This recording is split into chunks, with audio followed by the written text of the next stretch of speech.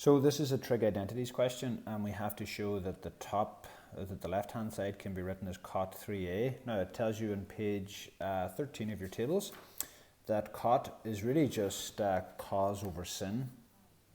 So it's the inverse of tan, but no need to worry about that. You just have to use identities in the tables to show that you can do that. Now the two identities that we're going to pick are on page 15.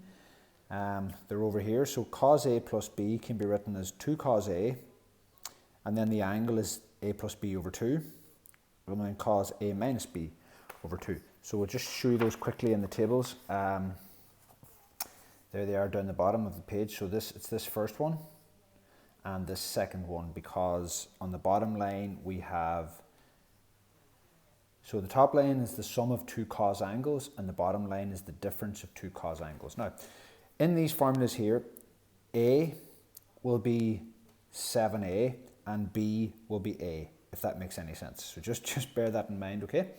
So we're going to replace, so cos 7a plus a can be written using this formula here. So 2 cos, so sum the angles, so a plus b, so 7a and a is 8a, and it'll be over 2, so that will give me, so I'll just write it here first in full, so 8a over 2, and it'll be cos then a minus b, so 7a minus a, that'll give me 6a, and that's over 2.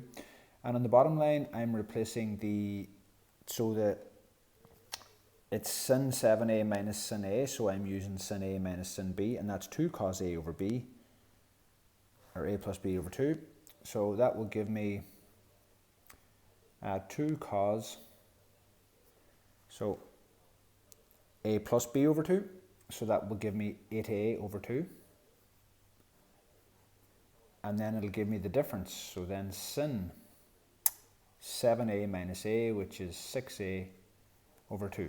Now if you look at this is, we have the same number here in the top and the bottom, so I can just cancel those with each other, they'll just divide. Now cos 6a over 2 is cos 3a. Now it's important that this is the angle, so I can divide by 2. And then on the bottom, it's sin 3a as well. So remember that cot is cos over sin. So cos 3a over sin 3a will be cot 3a.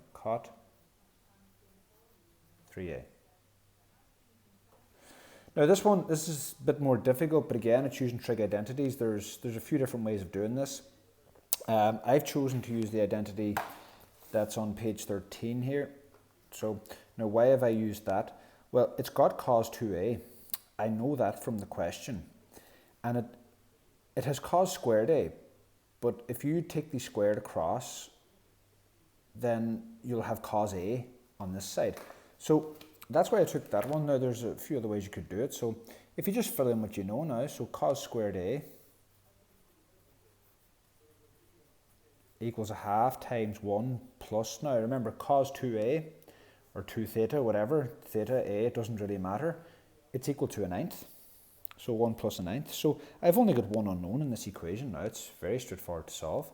So simplify the the right hand side. So cos squared a equals, so a half by 1 is a half, and a half by a ninth is an 18th.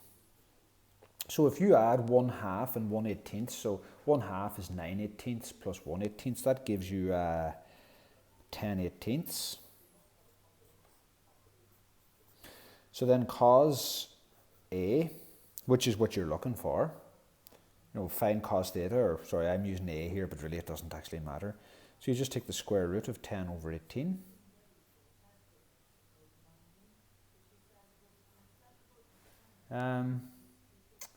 Which is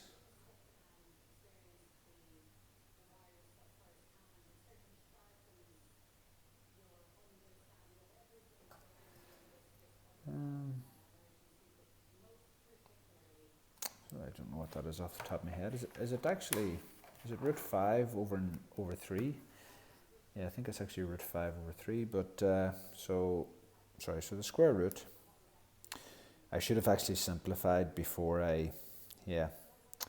so root 5 over root 3. Because you see this is actually equal to, that can be simplified to 5 over 9. So then you would just be getting the square root of 5 over 9.